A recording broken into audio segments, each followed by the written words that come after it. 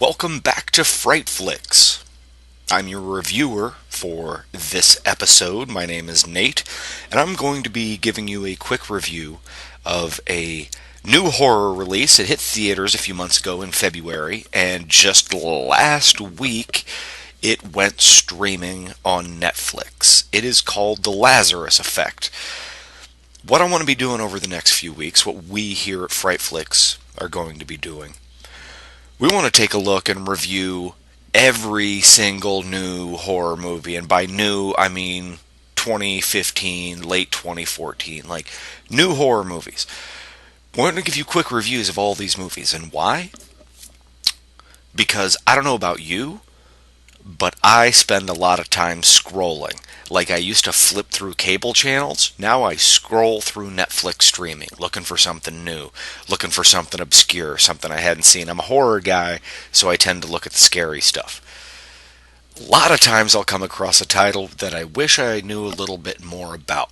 And that is what we are going to do. Tell you a little bit more about these titles, help you decide if you want to watch them or not. Now, for Lazarus Effect, I'll just kick this off with a short form and a long form. I don't know how much time you have.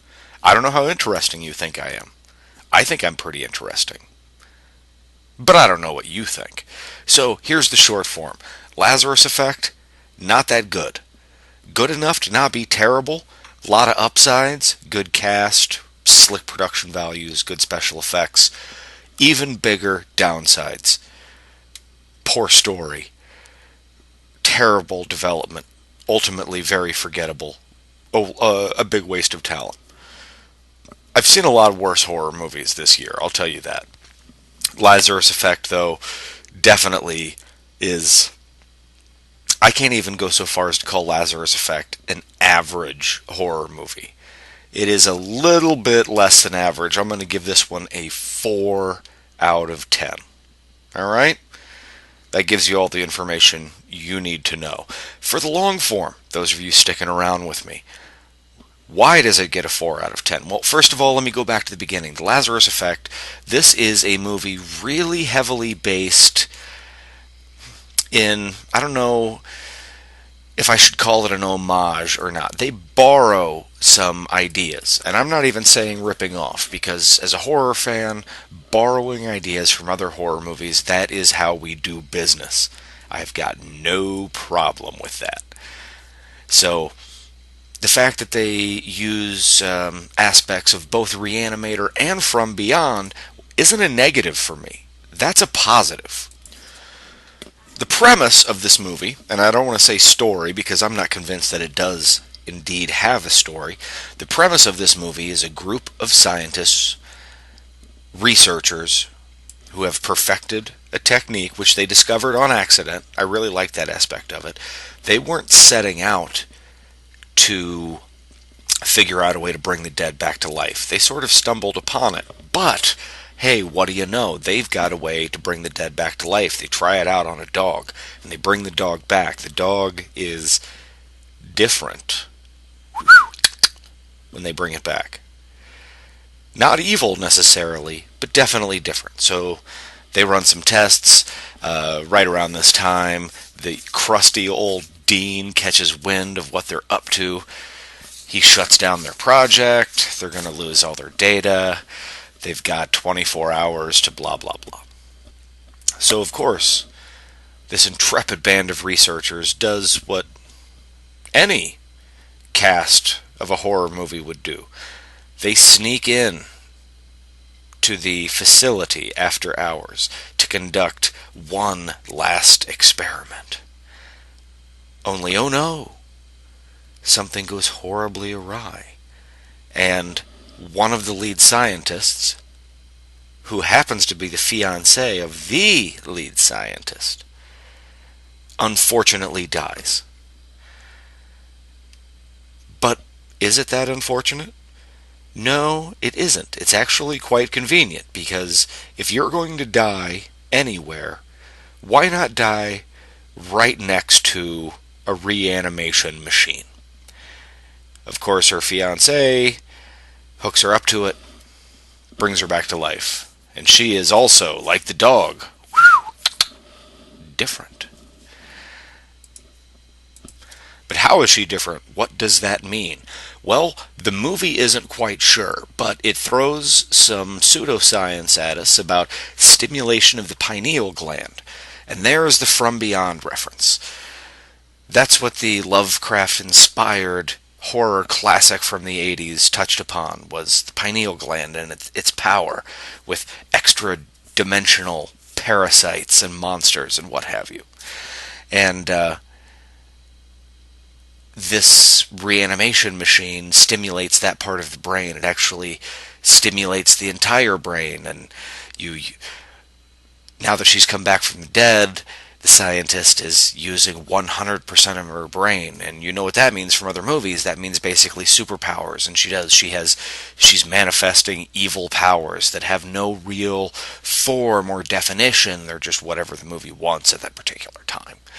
And so she picks off the other scientists one by one until we get to some sort of grand finale between her and one or more other characters.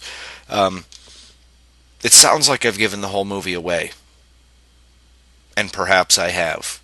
But perhaps this saves you a lot of time, because this movie is like an hour and a half long. This review isn't even going to be 10 minutes long, and you get the entire movie. Now, I've laid out all the plot points.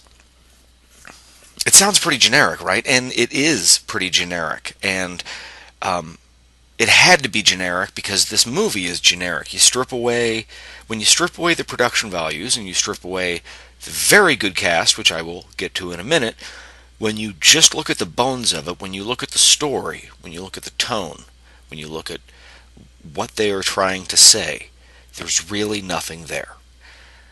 This is a premise in search of a story.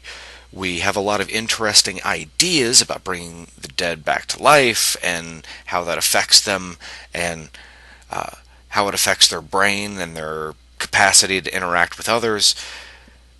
They don't really do anything with it. It just gave her powers.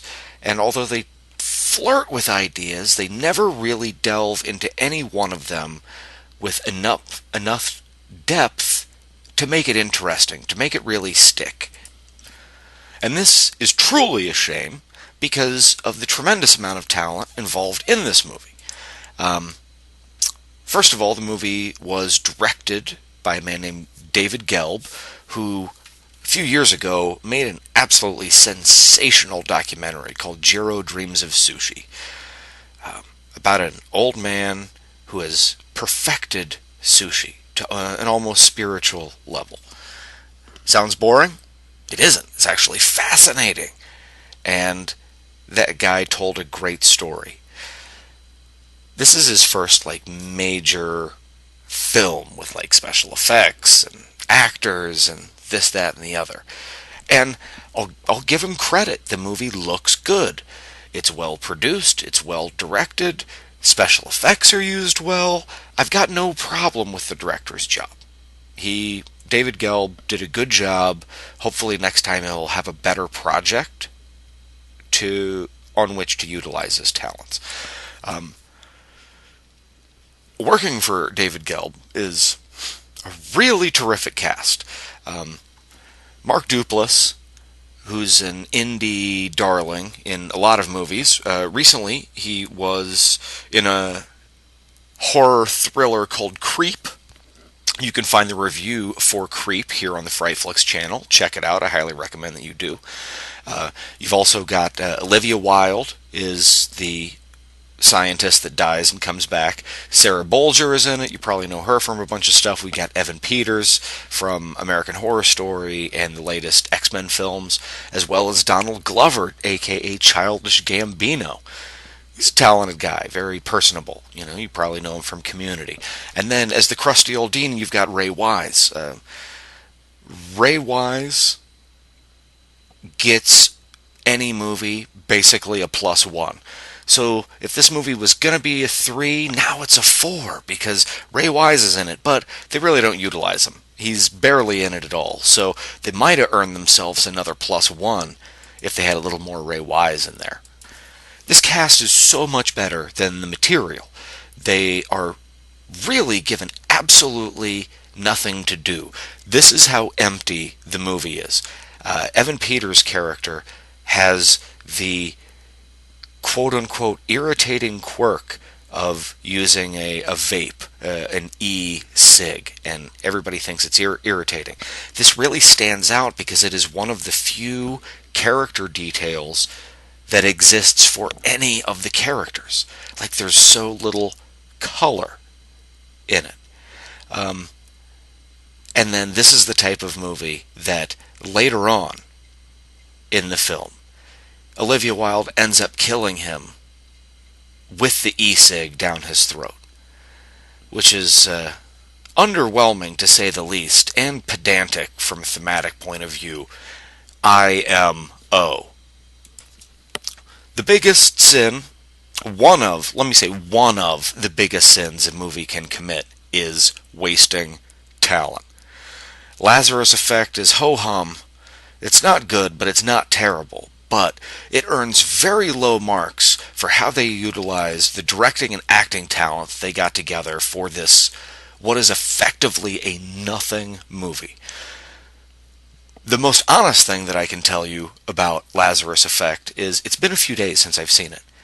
I had to go back and consult notes and reread a recap of the movie because after only a few days, it all started to slip away. There was no emotional or thematic or, horrific. There was no sort of hook there at any point that got me invested about any aspect of this movie. So, ultimately, Lazarus Effect, it's forgettable. And I'm being generous with giving it this 4 out of 10. But I've seen a lot worse this year. I'm looking at you, Human Centipede 3 Zombievers.